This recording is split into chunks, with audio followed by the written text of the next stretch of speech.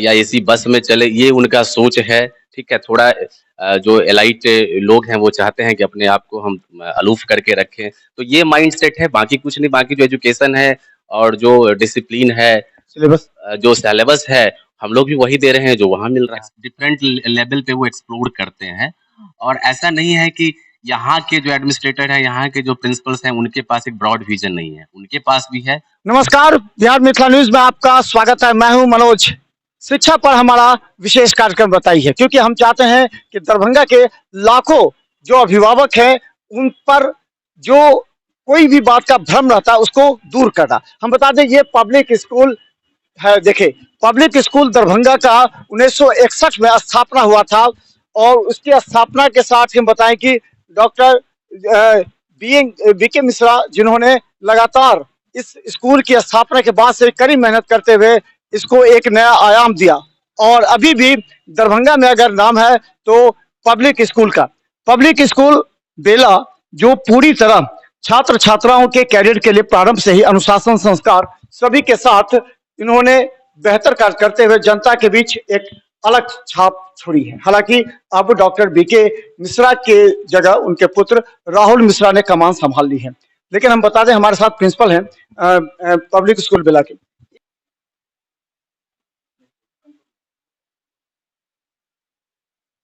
Hello,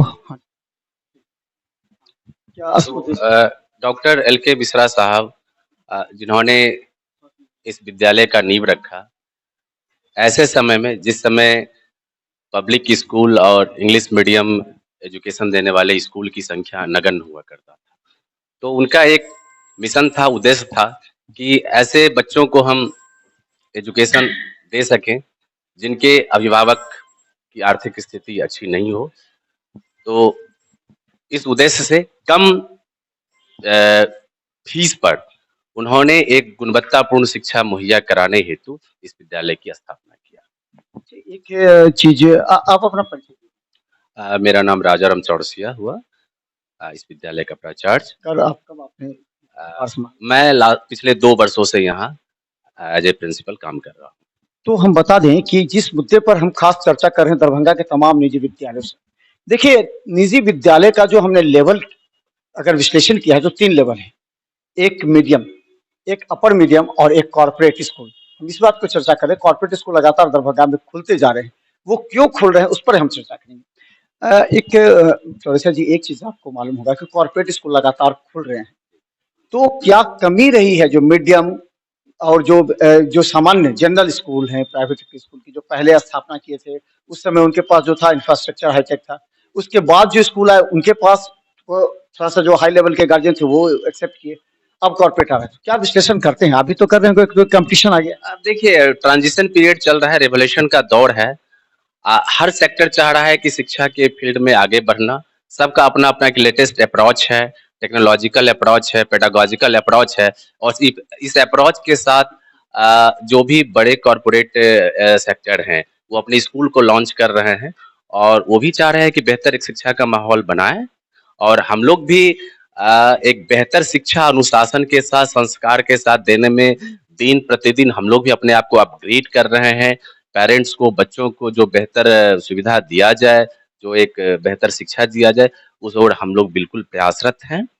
एक चीज तो समझ में आ रहा होगा कि जो जिस बच्चे पर आप मेहनत करते हैं और उसको अनुशासन के साथ उसको हाईटेक एजुकेशन, क्वालिटी एजुकेशन दे रहे हैं, लेकिन जब वो बच्चा ऊपर की ओर देखने लगता है या अभिभावक देखने लगते हैं कि इससे और बेटर करते हुए तो कॉर्पोरेट का चयन कर रहे हैं, पैसे तो उनके पास हैं, तो क्या कमी वो देखते हैं जिससे अभिभावक को लगता है कि नहीं, इससे और बेटर के लिए हमको जाना चाहिए?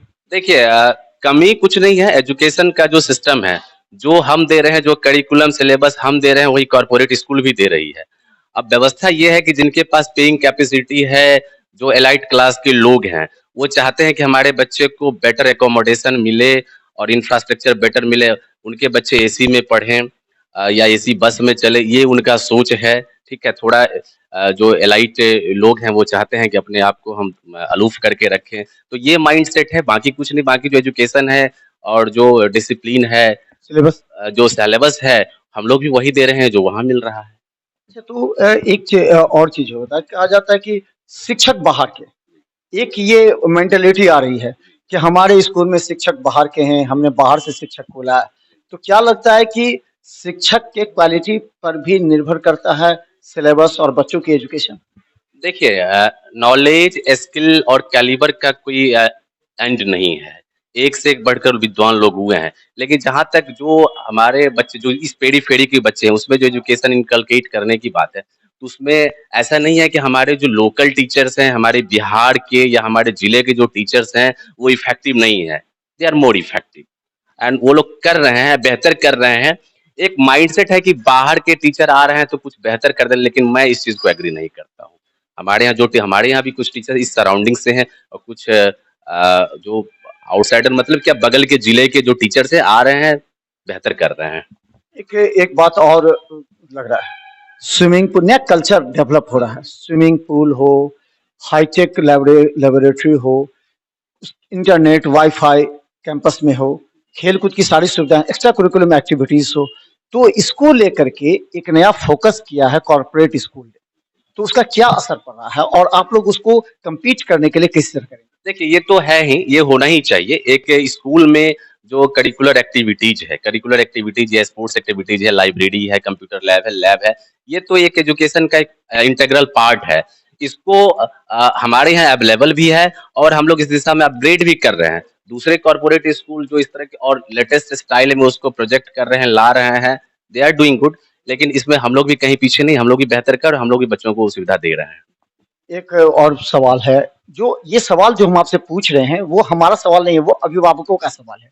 क्योंकि कई अभिभावक अभी भी भ्रम में हैं कि आखिर हम करें तो क्या करें? अभी एडमिशन का समय है, क्या करें अपने बच्चों को, किस लेवल की स्कूल में ले जाएँ? इसलिए हमने विश्लेषण किया था। एक और है, कहा जाता है कि बाहर के मैनेजमेंट, यानी बाहर से जो मैनेजमेंट को सौंपा जाता है, जैसे प्रिंसिपल लेवल हो गया या फिर जो उसके एडमिनिस्ट्रेटर होते हैं, तो जो बाहर से आते हैं वो बेटर हैं दरभंगा के जो लोकल एडमिनिस्ट्रेशन जो लोकल मैनेजमेंट देखते हैं उससे कुछ बेटर हो सकते हैं, कुछ नया उनके पास टेक्नोलॉजी है, नया आइडियाज है, नया थॉट हो सकता है क्या, या फिर सामान्य ही होता है?